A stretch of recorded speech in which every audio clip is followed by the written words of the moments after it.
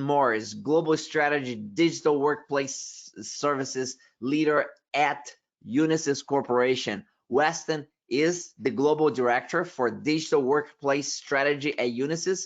He was named one of the top 25 thought leaders in end user experience by HDI for 2022. He is the creator of the Digital Workplace Deep Dive podcast and a guest host on XLA TV.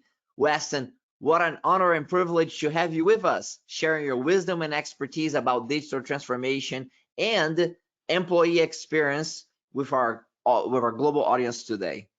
Well, Jose, I tell you, I really appreciate the invitation and look forward to meeting your audience and sharing some of our experience with experience management. As you mentioned, I am the creator of the Digital Workplace Deep Dive podcast, a guest host on XLA TV. And what that means is I get to, interview really the smartest folks that are out there, the people that are really driving experience management, that are looking at, how to advance the digital workplace, and with XLAs, how to measure it and actually do something proactively to improve experience. So in today's session here's what I plan to cover. We'll talk a little bit about the challenges of the hybrid office. We're all moving back to the hybrid office. Many of you are already there. We're seeing with some of the data that we collect over 8 million virtual calls that we tracked last year. So I'll be sharing some of the data we've gotten from that and what are some of the trends.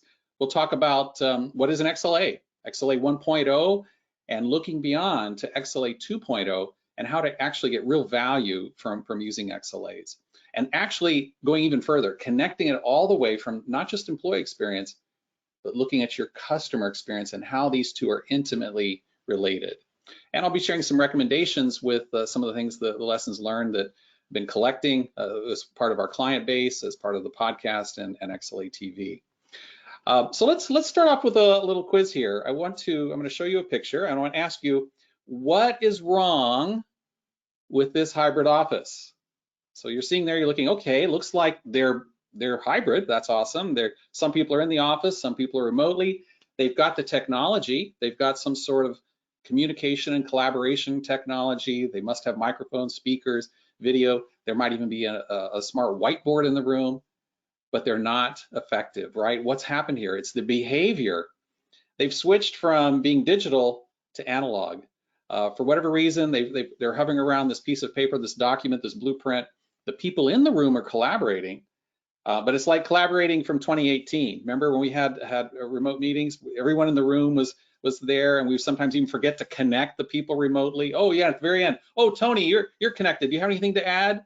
You're definitely a second-class citizen. This experience parity didn't exist, and there's this danger of returning to that behavior, even though you have the technology, when you come back into this hybrid office. So that's something that we need to figure out, how do we address? How do we address not just the technology, but the behavior side of things? Something else I'd like to mention too, we monitor the UC experience, the Unified Communication and Collaboration experience, for over 150 companies worldwide. We've got a platform, Power Suite, that lets us really figure out what's going on with the quality of the calls and the video and what's really happening. And one of the things that we saw is from the beginning of the pandemic, well into it, we saw an average of 400% increase in video calls. And that's, I guess you say that's to be expected. Everyone is, now connecting remotely. But now we've started to see that level off, and we're actually seeing with some of our more, I'll say, advanced customers, up to a 20% drop in the video conversations. Now you might say, well, what's happening there? Are we just forgetting how to use that? No, what's happening here is they're improving the experience. You've probably heard the expression Zoom gloom, or the suffering with too many Teams meetings, back to back calls and meetings. That has been a very frustrating and discouraging part of this whole move towards hybrid and virtual, is the fact that we're spending far too much time in these meetings. What we're finding is people are figuring out what is the right way to have a meeting. Should I have this many? Should I allow like a 5-10 minute break at the end of a call, just like we're having here? You got a 15-minute break in between to actually do something, to react to your notes, to capture experiences, to do a little bio break or something like that. So that's actually, we're seeing happening here, this a tapering off of the number of calls as people figure out how to, have a better experience and do things better. So that really leads up to a second challenge that we're seeing, and that is, I was thinking that when people went to a hybrid office, that the people in the office would have the better experience, the people remotely would have the worse experience, and that can happen. We see that in this picture. But the reverse is also true. What happened when we all went home? If we think about the Zoom calls and Teams calls prior to the pandemic, we didn't have our cameras on so much. When we were all remote, we realized, man, we need this personal connection. Hey, the cameras are helping with that. We got used to having our cameras on. So what happens now? You had buildings shut down for 2 years, people coming back into the office, and what are they doing with their Zoom and their Teams calls? They're turning on their camera, and the experience isn't good. Why? Because, well, the building wasn't set up with the internet capability to have everybody in the building trying to pump video out that same building. Maybe inside the building, the internet's good enough, but once you get out, it's just not, they didn't have that pipe set up for it. Or the quality of the camera isn't good, or the microphone isn't as good as what you had at home.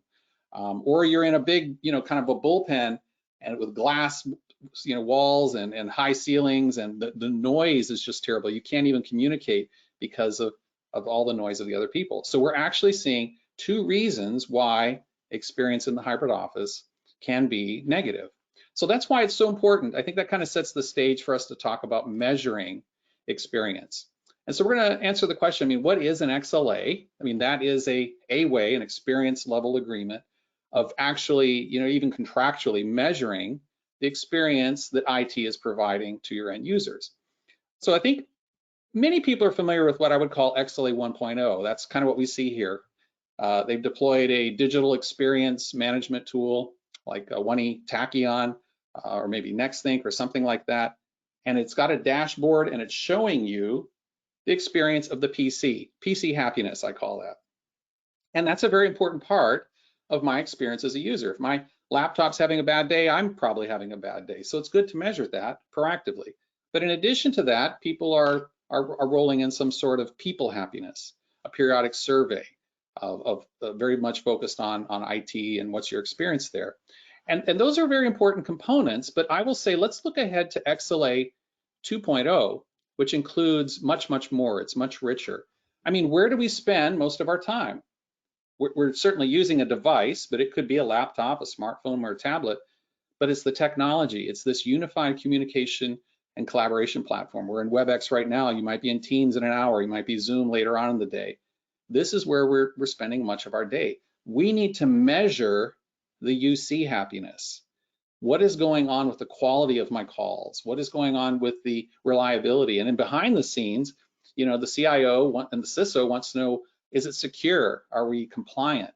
So these things really need to be measured. And there's been a challenge with doing that out of the box. And we're suggesting you need to have a platform in place that lets you measure your UC experience. And another thing to consider is not just measuring, experience for everybody the same way. That's how you start off with XLA 1.0, but we're recommending to think about personas. Think about specific roles in your organization who might need a different experience than someone else. Think about your people in the field, your sales organization. Think about someone on a manufacturing floor who doesn't have a PC. They're using a shared kiosk. Think about maybe if you're in development, a research and development team. Research scientists, they need specialized equipment and special care. Once you establish your base XLA, thinking about it by persona is a really, really important part of the story here. And the other thing to consider at the very bottom, you'll notice is digital adoption. What do I mean by that? You need to track as you're rolling out your digital transformations. That's what this whole conference is all about, looking at different digital transformations. As you're rolling them out, like say moving from voice to chat on your service desk, or rolling out a cloud-based HR tool like Workday or something like that. As you're doing these digital transformations, how well is it being adopted? Tracking that by different users, different regions, and seeing what's going on with that adoption, and then reacting to it. That's another important part of your experience. Now, all of this is a waste of time, a complete waste of time, if you don't do something with the experience data. And that's why this is where things fail so often, is not having this experience management organization. It's a group of people that are looking at this data and asking, what is it telling me? And just being curious, slicing and dicing it. Hey, I wonder what's going on in Europe. I wonder what's going on with my sales team. I wonder what's going on with HR.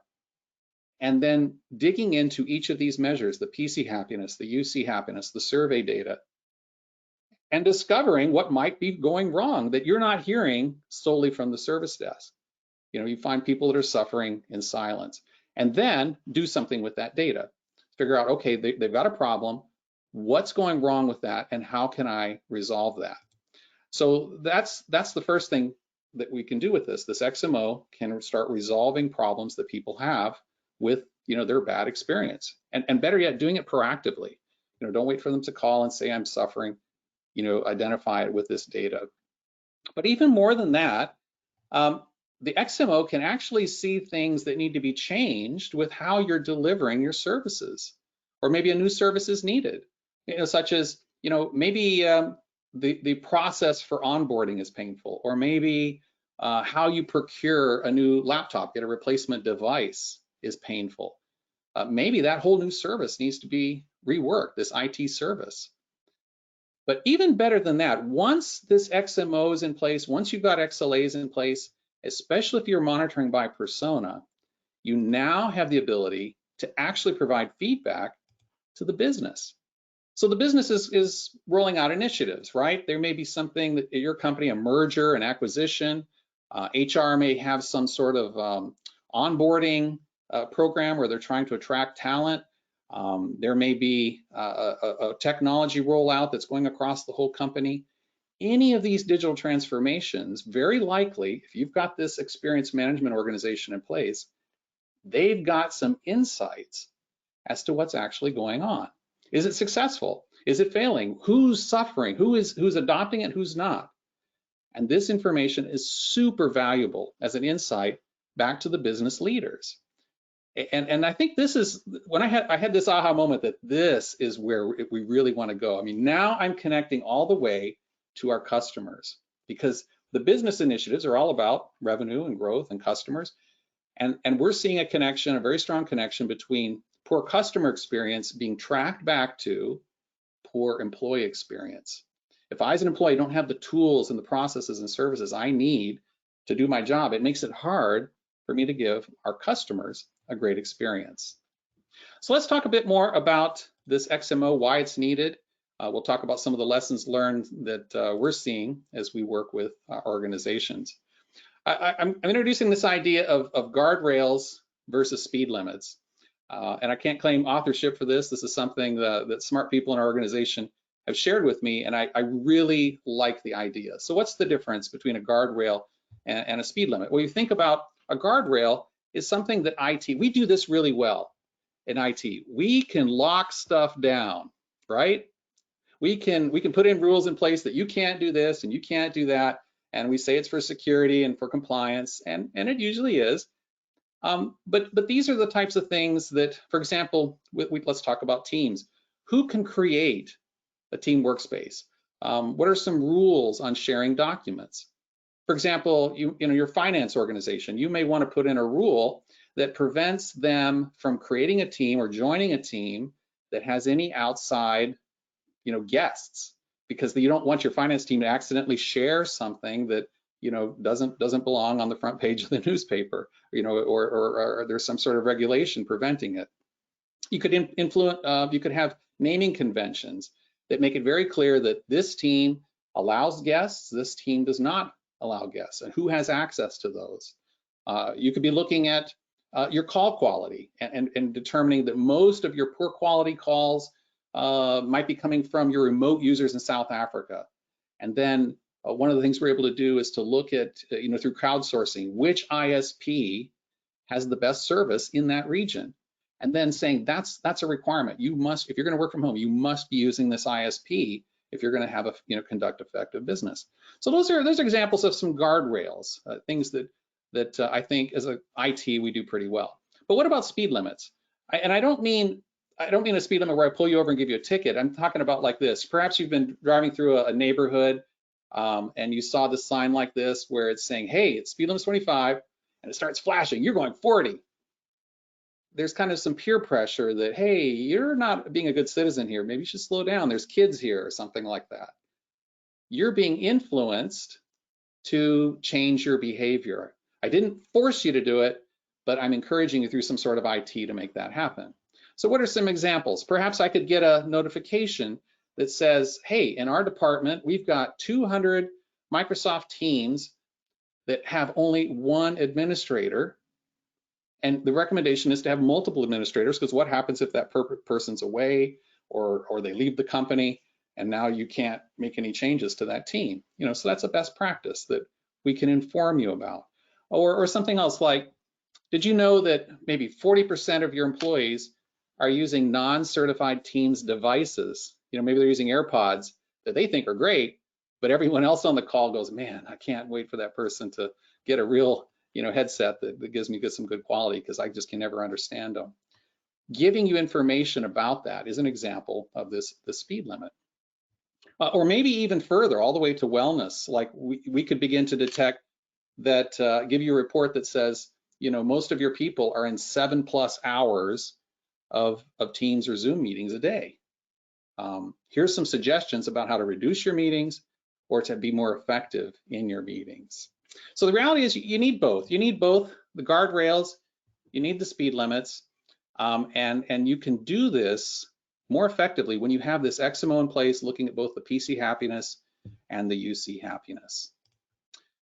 Now, it's clear that IT is really good at deploying new technology. What we're not so good at is educating people that it's coming, that this is the new technology here. We kind of surprise people.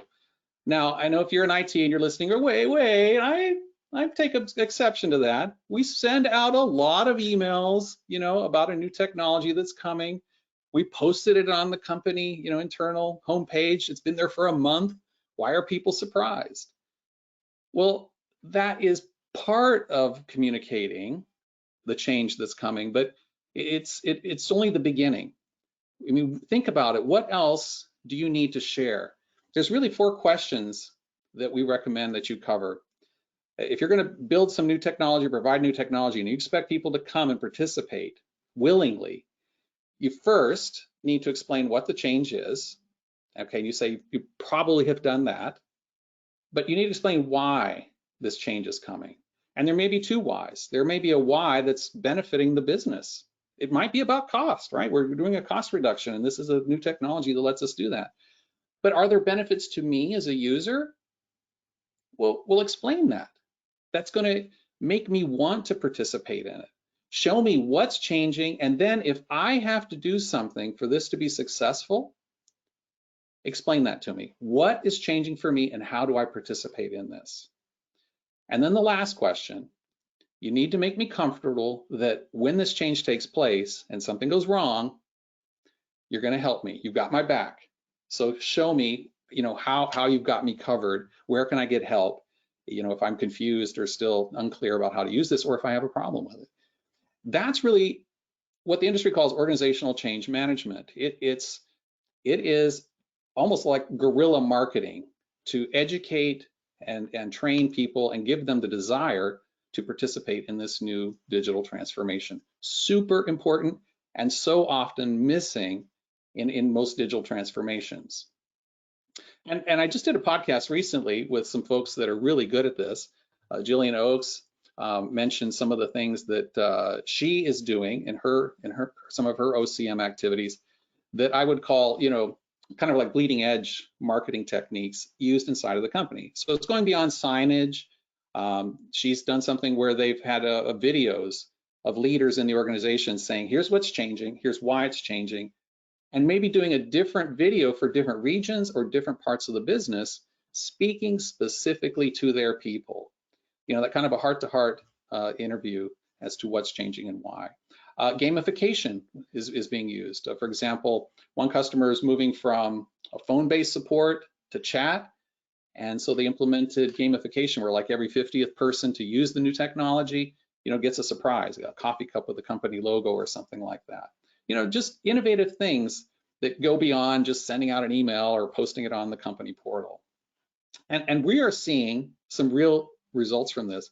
One customer that moved from voice to chat, they're up to like 99% usage of chat at one of our clients. I mentioned how video calls went up like 400% on the average during the pandemic.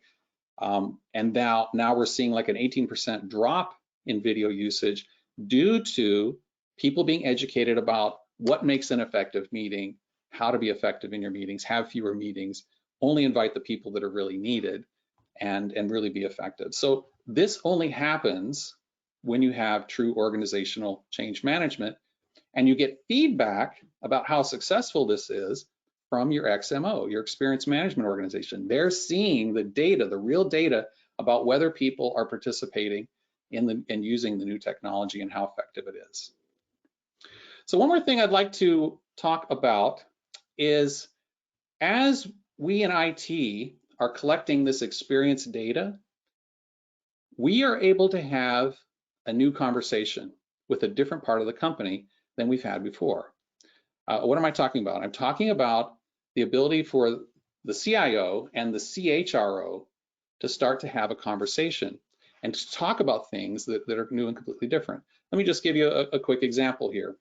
As part of all of this experience data that we're collecting, the CIO through the experience management organization is now seeing what is happening with changes in experience almost on a real-time basis. You know, a lot of times HR does an annual survey. They might do it more frequently, maybe quarterly or something like that. Just imagine if your company did a survey at the end of 2019, I mean, and then 4 or 5 months later, you wanted to know what's the experience of your employees as they're starting the pandemic and everybody working from home. Is that survey data of any value that you did it, 6 months earlier? Probably not. It's out of date because a major change has taken place. But if you have an experience management organization in place and they're collecting PC happiness, collecting UC happiness, slicing and dicing that by personas and having specific measures in place, they would very much be able to see what is going on almost real time with your employees as they're experiencing this big change. Same thing as they come back into the office. The experience management organization is able to see what's really going on and to report these changes. Now, the CIO is normally looking at experience management to figure out how to improve, the part that they control, the digital workplace experience, the IT, the technology. They're not thinking about, true HR things like health benefits or pay or things like that. However, this is an opportunity now for HR and the CIO, the CHRO and the CIO, to get together and have a conversation. And it should be a bi-directional flow of information. So what do I mean by that? Well, as an example here, the XMO could be detecting that this new rollout of Teams or whatever the changes that's taking place in the company is going really well. Most people are accepting it, but for whatever reason, all the engineers in the Milan office are unhappy with specifically around this Teams rollout, that's where it's being detected. Now, there may be more under the surface than it's, maybe it isn't just Teams. Maybe it's how the management is imposing the usage of Teams, or the fact they feel that they're in meetings nonstop. It's more of a behavioral thing, not the technology. But who sees it first? The CIO saw that through the XMO, through XLAs. Now, what should he or she do with that information? Well, it'd be great to go over to the CHRO and share that with him or her and say, here's an experience, here's some very important experience or information I'd like to share with you. We're able to deal with part of it, but there may be more going on here, and you may have a job retaining problem with our engineers, specifically in Milan. And if we lose those engineers, our ability to produce the next product is just going to disappear. So we see that's an important flow of information. The XLAs and the XMO can almost be an early indicator that something's going on with your employees that you need to share with the CHRO. Now, what about the opposite flow of information? What can the CHRO share with the CIO that would impact the digital workplace experience? Well, the CHRO has access to exit interviews. Why are people leaving the company? They also have access to information about attracting talent. When they make a job offer and the person declines and they say why they don't accept that job, the HR department is getting some insights. Some of them may be benefits, some of them may be, pay, things like that, where they can work. But there's other requirements that are now coming over to the CIO. Hey, we can't bring people on board because we're not allowing remote work. Hey, we can't bring people on board because we don't have a great way of having people collaborate and communicate with good technology. Or when they come into the office, they've seen what the office is like, and it's just, they need smart meeting rooms. They need the ability to come in and collaborate and work with people remotely, where everybody has experience parity. HR can't fix that, but HR is detecting it, and HR can share that and should share that as requirements of what the digital workplace needs to be, what the experience needs to be with the CIO. So hopefully that's clear. This bi-directional flow of information is a new one that's possible, primarily because the CIO is now paying attention to employee experience. And that really can make a difference when you have that broad communication between the CIO and the CHRO. I'd like to now just take a quick step back, look back. This is something in the news that I referred to in a conference I did a year ago. And I thought, is there a lesson learned here as we, 2 years later, we're coming out of the pandemic, hybrid office. What can we learn from this? What can we learn from an 8-year-old schoolgirl? Perhaps you remember this in the news. Sophia was her name. She was interviewed in the news. She discovered when she was forced to, as all kids were, many kids were, to do homeschooling and do it by Zoom, that if she entered her password in wrong twice in a row, Zoom would be locked out for the whole day. There was nothing IT could do to bring her back into school. Once she figured this out, she was doing it for like a couple of weeks. She'd log in, boomity boom, Mom, school's broken. And then Mom had to spend time with IT trying to figure out how to get her connected. The IT person was trying to do it remotely. They didn't have the technology to figure out what was going on. It wasn't until her aunt was in the same room, kind of looking over her shoulder, seeing her type in the password twice. Sophia turns around and goes, Mom, school's broke. Oh, hi. And realized that was the cause of the problem. It was bad behavior on the part of Sophia that was making this happen. And as a result, you may saw this, Sophia had to write this little thank you or apology note to her school for wasting so much time, and giving such a hard time. Kind of a cute little story. But what does this tell us? What does this teach us? I mean, it shows us that work has changed. Keeping people productive in a remote model, in a hybrid model, in a flexible model is challenging. You can't just rely on your old methods of supporting people and figuring out what's going wrong. You definitely need to have something new. And that's what leads to my recommendations, my 4 recommendations that I would just like to share with you here. The first recommendation is clearly, technology is needed. You heard in the previous session, Eric talks about the importance of automation. I'm talking to you here about the importance of being able to monitor what's going on with PC happiness and UC happiness and those sorts of things. And there's a people component. No matter what you do, you have to take into account the people and behavior, and you're dependent upon them using this technology in many cases for you to be successful. The second recommendation is, if you're not measuring experience now, really my recommendation is to start looking at it. XLAs is an industry term for a way of doing this, and that's something that there's a lot of thought going on as to how you can do that, and I'll share some links that will help you further in that endeavor. But even if you do that, even if you're measuring experience, it is a waste of time if all you do is have a dashboard that says, ta-da, your experience for employees is 6.8, and it was 6.4 last week. I mean, who cares? What difference does that make?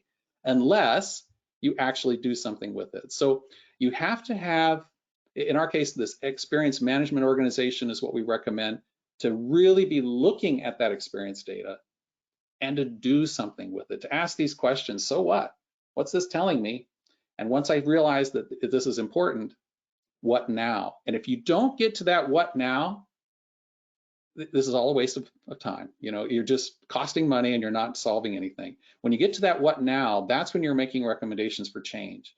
Either you're proactively, you know, fixing the call quality problem for all your people in Texas, or you are going further and you're saying, hey, we need a whole new service here to automate how we onboard people.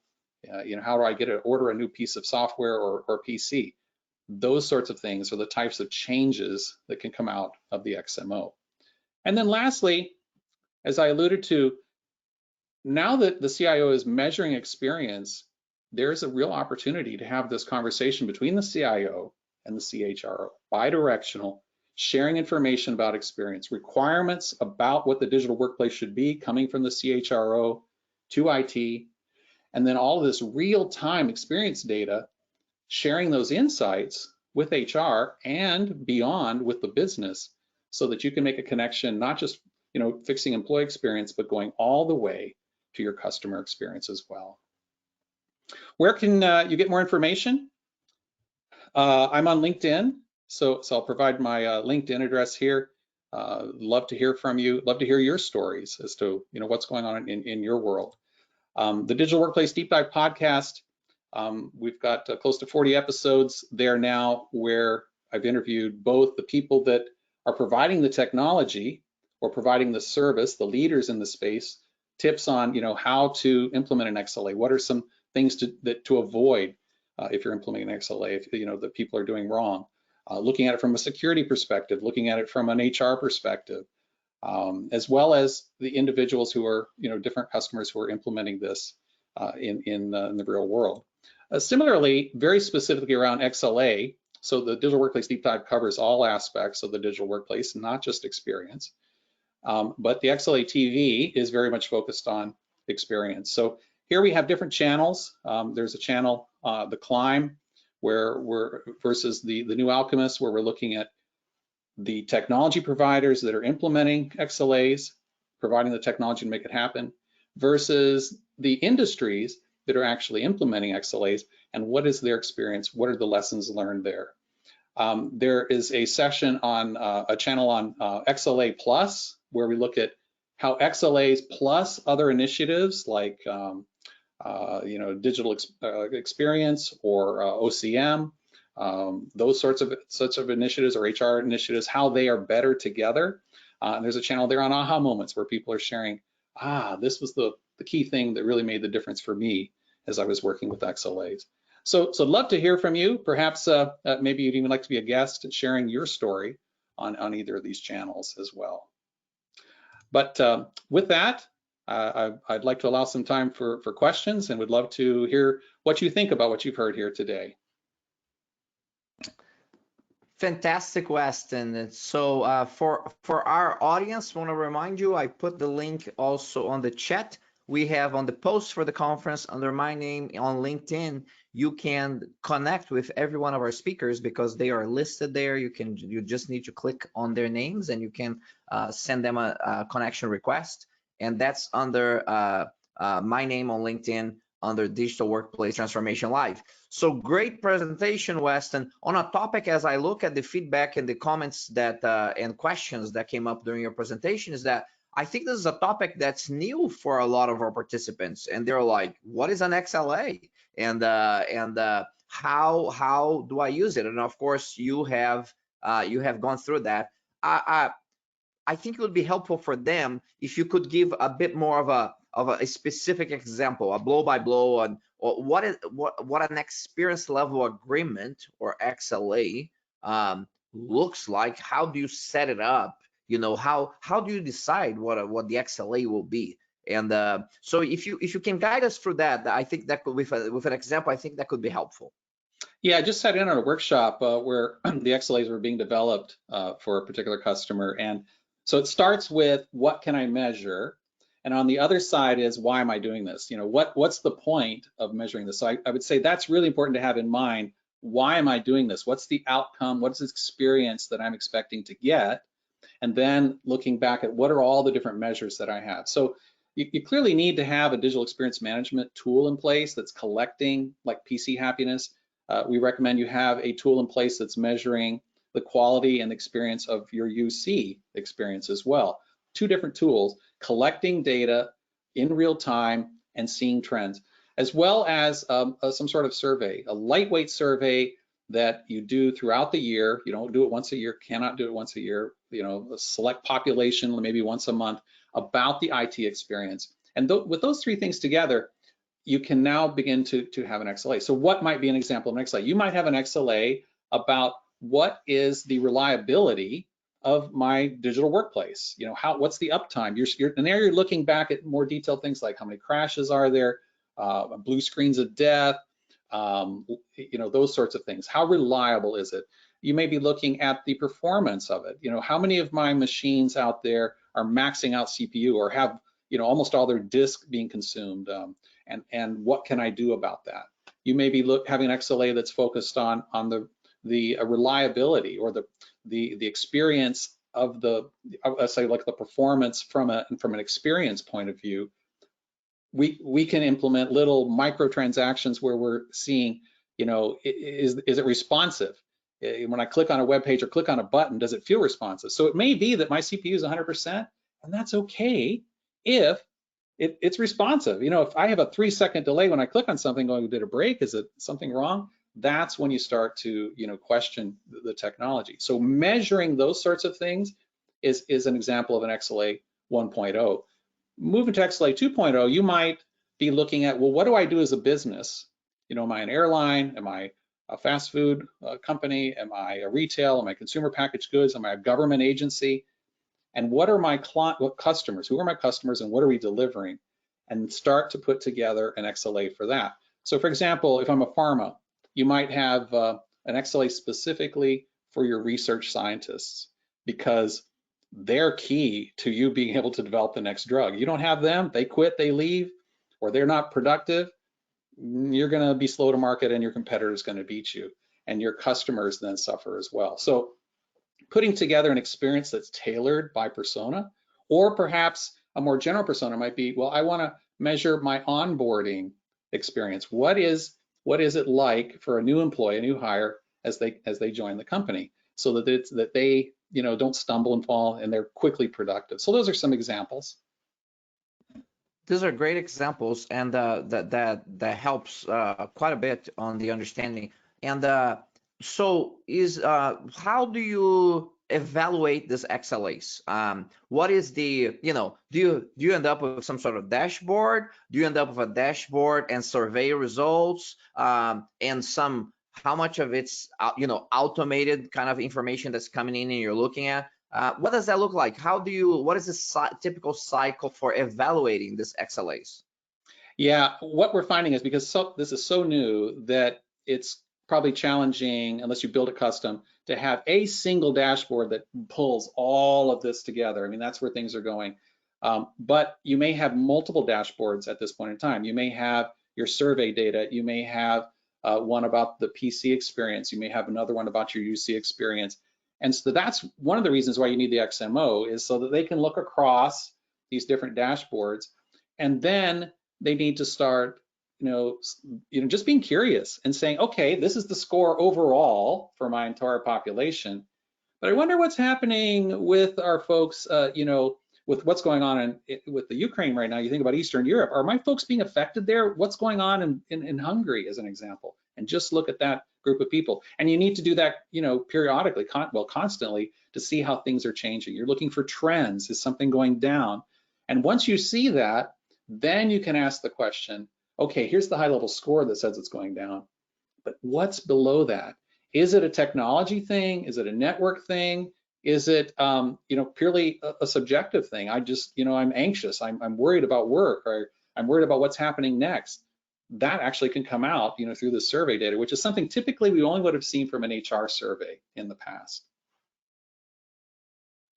Very well. So we're looking to enhance the employee experience here with the systems that they use and their ability to perform their tasks and their jobs. How do you engage those employees on building these XLAs? What is a typical process that you follow for that? So there's two types of engagement. There will be the engagement with the organization to, as you say, build the XLAs, to define what they are. And that's going to be more with the leaders, you know, the folks that are in charge of it. Even involves the business unit leaders. It could even involve HR. Ideally, we're not seeing much of that yet. It's like HR doesn't think IT gets it or knows anything about it, and maybe we're struggling still, but we're moving in that direction, right? Those would be the key stakeholders to define what is it we need to measure. Because remember, I said the very first thing is you look at two things: what can I measure, and then why am I doing this, and what are the outcomes? So those outcomes, you know, we're not going to invent that. That's business related. So that process is how we start. We look at what we can measure, and then start, you know, really going through almost like a checklist. We can measure hundreds of things, you know, like CPU and boot time and things like that, crashes. Does it matter? We can measure it. Should we measure it? And if we do measure it, where on the needle is pain, right? And that is something we'll set once for across the organization for XLA 1.0 and XLA 2.0. You start to look at by persona. Maybe the pain is different for different parts of the organization, different for a contractor versus someone HR or someone in sales. Engagement, when you first said engagement, I was thinking about once it's in place and you're rolling out new digital transformations, that's kind of alludes to the organizational change management section that I talked about. Once you're rolling something out, you almost need this guerrilla marketing organization. You really do need someone that understands OCM to work with you and to help your audience, the end users, to see why this technology is in place, how they should use it, and what their role is in making it successful. That's very, very interesting. And when you start building your XLAs, when you start executing on these XLAs, how do you assess value creation from this type of activity? I mean, what kind of things that you do to understand that there is a positive impact as a result of doing these XLAs? Yeah, that if we don't get to that, you know, the CFO says, well, I spent a bunch of money on this and what did I get out of it, right? Or the CEO ultimately is going to ask that question too. So that is a very important component of this, Jose.